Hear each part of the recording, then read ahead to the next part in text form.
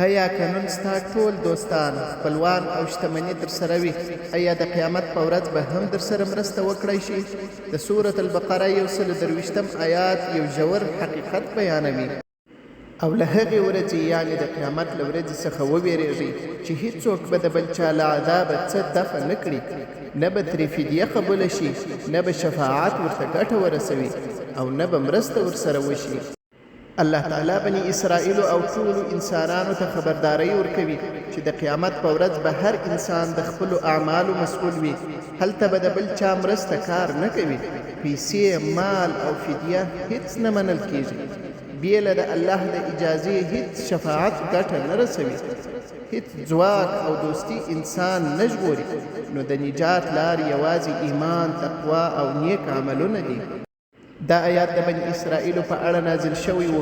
هغوی ګمان کاوه چې د خپلو نبیانو او نیکونو له امله به په آخرت کې له عذابه خلاص وي.